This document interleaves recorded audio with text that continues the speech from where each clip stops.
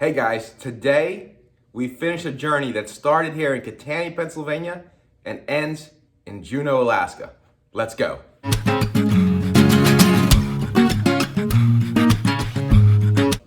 Hey guys, welcome to Coffee Shop Vibes. Welcome to East Biari Coffee House. I'm Mike.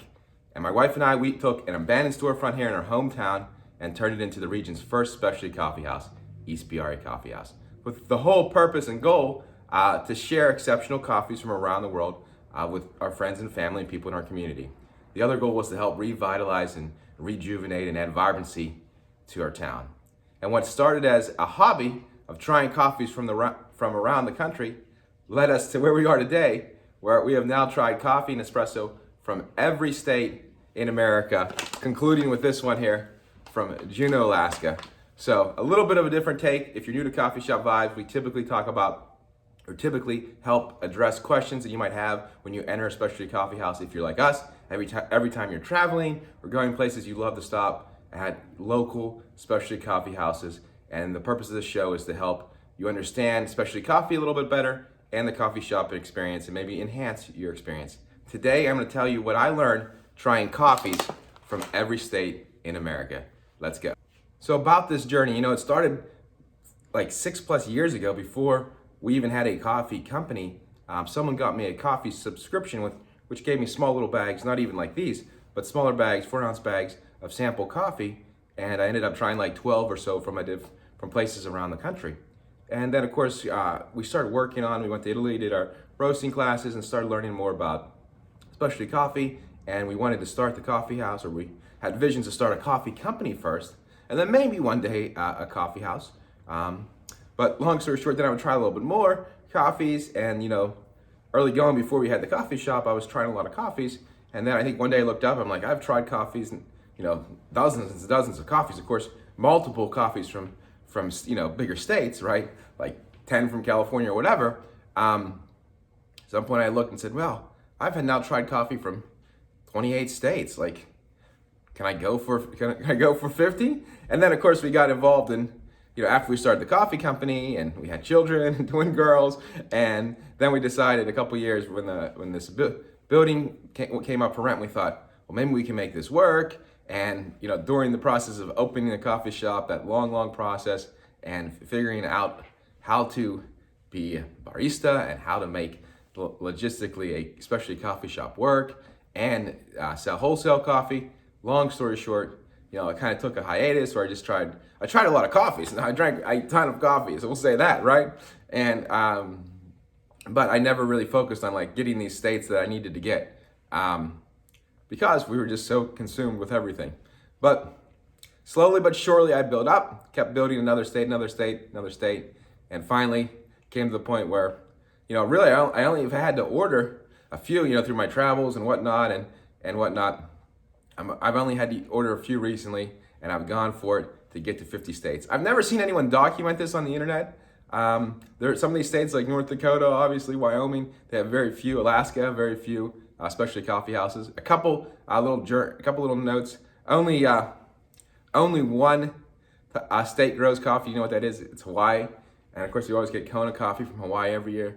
Around Christmas time, they send us a gift package. That's a little note. Although they are trying to grow it in California, but all those coffees come from all over the world. Not only have I had coffee from every state in America, I've had it from most provinces in Canada, countries in Europe, and I believe I'd have to look at some of the bags aren't marked on where the coffee comes, some are, but I've had it from, I would say, virtually every key, even minor coffee producing region in the world, I've probably had coffees from. And I actually, right now, believe it or not, I actually think you could give me a coffee, even if it was a blend, if it was single origin, I would have a pretty good chance, I think, of maybe at least narrowing down the country or the area of Central America versus South America. Some are different, but I have a pretty good taste of the characteristics of each coffee region. So a lot of coffees have been drank, a lot of espressos have been pulled, but long story short, it's been a fun journey, a journey that I never set out to do, but I learned some things along the way, and maybe to give you some tips about buying coffee and what to expect if you're ordering coffee from around the country. All right, so what have we learned from trying all these different coffees from all around the world? I think a few things, right? I think the first the first thing to remember is, again, I've done this over a 5-year stretch, and what I can say is there's a tremendous amount of variety, from where the coffees come from, to the style of roasting, but even the flavor profiles. Now we have honey processed, and we have different ways to wash the coffee, and all these different varietals and individual farms. So many individual farms in the specialty coffee world have stepped up their game to improve their facilities really in the last decade to bring out more flavors in the coffee. But if you look at where I got coffees from, they have come from all over the world. So many tremendous blends, as well as so many tremendous single origins. Great variety though, in the locations, the farms, etc., where these come from. And for the most part, everyone did a phenomenal job, producing these coffees and getting them ready to drink. I will say this, number two, I never ran into an issue. Shipping coffee is a challenge, but I've never ran into an issue of a shipment of coffee not coming in right, or a damaged bag, or any of that, right? And that's a lot of coffee that came our way here to Katanning. And never had an issue with the product and the freshness of the beans. Of course, really, people don't know this, but you should actually wait. We serve our coffee too fresh here at the coffee house, to be honest with you. The sweet spot for coffee is about 2 to 4 weeks after roasting, kind of when it all lines up. They say, that's what people say. I think it's very hard to notice the difference on the taste. But everything was fresh. There was nothing unfresh, no damaged packaged. Everything was, for the most part, absolutely perfect. A lot of people threw in, extra stickers or whatnot, so that was kind of cool. But I will say that as well, the packaging, and don't hesitate to order from someplace. It will certainly be fresh. The great thing about coffee is you get you get a lot of cups, right? I still think that coffee is the best value. When you buy a bottle of wine, you're spending $15 or so for 6 glasses, and a bag of coffee will give you, a bag of 12-ounce coffee, which is the standard in specialty coffee, will give you 30, 35 cups of coffee, depending on how strong you want to make it. So great, and it will last. And as long as it's whole bean, which that's what I definitely suggest. If you want to make a small investment, any type of grinder will suffice. Burr grinder will suffice if you're just doing pour over coffees, etc. But yeah, it will last in the whole bean. You store it right.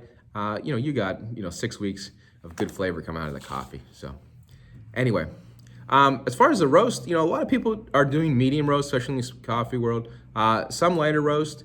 There was only a couple times where I thought that maybe the coffee should have been roasted darker, or not roasted as strong as it was.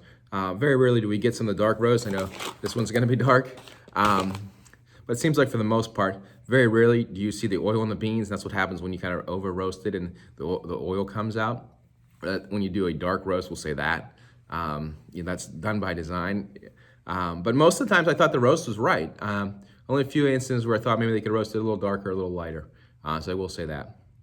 And again, the variety of coffee continues to be really cool. So again, I encourage you to try different coffees. Central America, you can get more fruity coffees.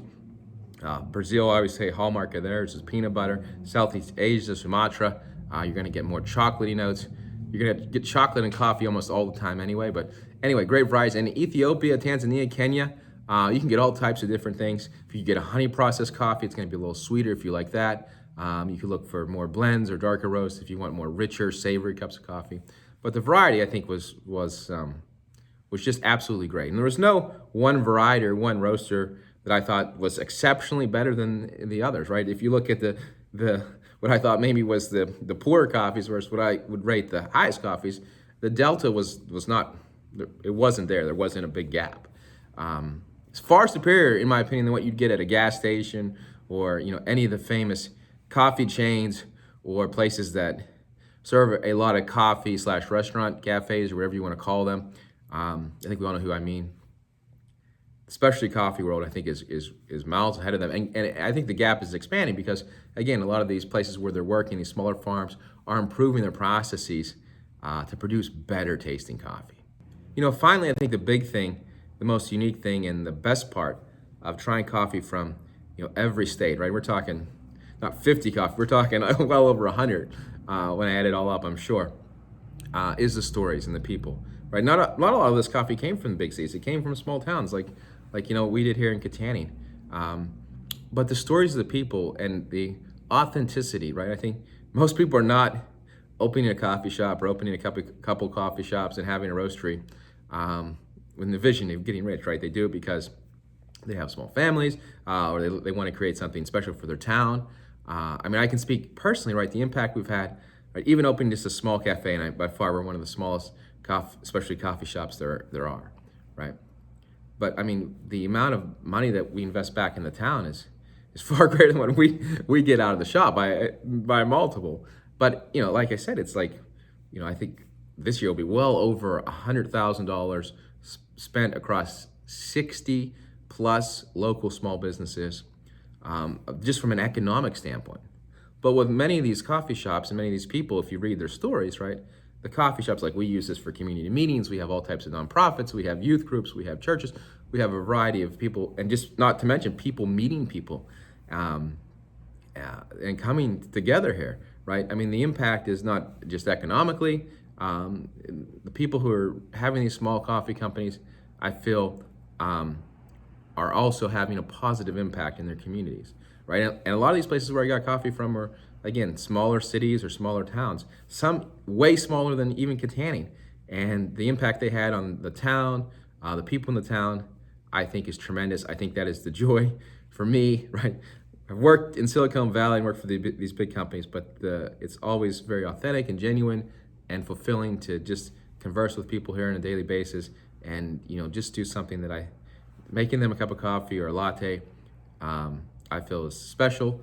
And I think if you read the stories of the people behind the bags of coffee, I think that's obviously the coolest part of this. But I think people don't realize just how special it is, right? There's an economic impact, there's a human element to it, and I think those are the stories. Like I said, all these places that I've got coffee from would be considered small businesses, and they do have a big impact on their communities, individual people's lives, and most of them are authentic and genuine, creating a good environment, and it's a really cool thing. So I think that is by far the cool thing. There's a lot of people out there doing great things, trying to have a positive impact and serving good coffee. And I think a lot of these other and all the places that we buy these coffee from, right, they're really passionate about the coffee, and they're passionate about where they source the coffee from, and they're trying to give their customers, great options. And many of them give, 5 to 10 to 12 different options of coffee. They rotate it seasonally. Some really good stuff out there. So I would never hesitate to order from somebody, a coffee roaster anywhere in the country. You're going to get fresh beans. You're going to get good beans. You're probably going to get a unique story if you want to dive in behind the bag of beans. And it's going to be a lot of fun to try new things. Maybe you'll like it. Maybe you'll love it. Maybe you won't. But it doesn't matter. I think a lot of days just to try something different. What variety is the spice of life? I don't know. But good stories for sure. Those are some of the top things I learned from trying coffees from around the world. And like I said, from around the United States and virtually any specialty coffee house. I actually own an ESPR from a way that doesn't sound, I don't know, over the top. Like, man, I feel like our coffees really stack up well against, some of these top quality coffee roasters. But like I said, the difference between the bottom 10 and the top 10 out of the 100 plus coffees I tasted was very minimal, and it is much, much, much better than what you're going to get at any of the chain places or big coffee companies, right? So take that. I'll leave you with that, guys. Anyway, so those are the key elements of what I learned from trying specialty coffee from around the country. Now I'm gonna try some of this. All right, now for the review. This is Heritage Roasting Company in Juneau, Alaska, Aurora Borealis blend. Juneau, I always like to look at where the coffee shop is in the city. I didn't realize Juneau is right at the foot of the hill, just kind of wedged in there. A cool little town. Never been to Alaska, would love to. Got an audience today. Anyway, it says medium roast, whole bean. This is one of the coffees that it doesn't say where it came from. And I just opened it up, and it has a really dark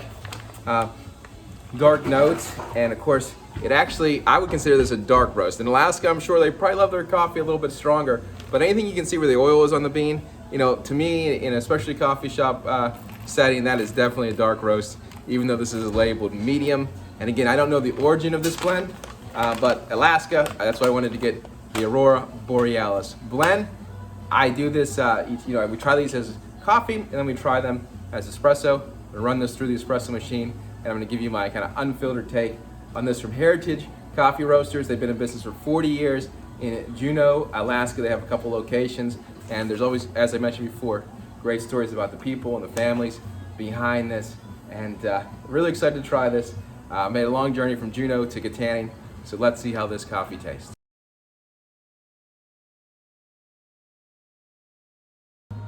All right, so here we go. It's a nice crema. It's really dark kind of smell to it. See how it tastes. So it's definitely a dark roast. You can tell right away, but it's not bitter at all. It's nice and smooth. I'm trying to get kind of some notes of fruit from this, but it's more chocolate notes. Nice consistency, not very acidic at all, but again, very dark tasting. Maybe a little bit of hazelnut in this as an espresso. Again, these coffees can be drank as coffees or espressos. I like it, sweet, again, consistent the whole way through the espresso shot, which is really good. Again, it's darker, but it's richer, and I think it would warm you up if you're in a cold Alaskan day or winter for sure, even here around Christmas. Great consistency, nice flavor. I rate this about an 86 as an espresso. So again, Aurora Borealis blend from Heritage Coffee Roasting in Juneau, Alaska. Hey guys, in closing, I did want to say a few things. I did try the Heritage coffee as a pour-over coffee. It's actually very smooth. It tastes not as dark as the roast. So very, very smooth coffee. I enjoyed it as a pour-over. That is another thing. Of all these coffees, I've tried them, and Amber and I have tried them as both an espresso and a pour-over coffee. So kind of cool. If you ever have any questions about coffee, about buying coffee, things going on in the coffee house, never hesitate to reach out. That's kind of why I do the YouTube channel, or the YouTube videos, to help people understand and enhance their knowledge on specialty coffee. So feel free to ask me any questions. I've grown so much over the last 7 or 8 years trying these coffees. We never had a coffee shop. We never even had a coffee company, and everything has continued to grow. We have asked so many questions to so many people across the country, and now it's almost come full circle where people who own coffee shops from around the country stop in East Peoria, check out what we're doing with our lattes and different things with our coffees.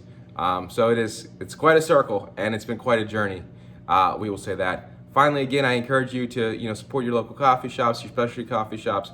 I believe a bag of coffee, anywhere between $15 and $20. Most of these bags of coffee that I review, you can buy here.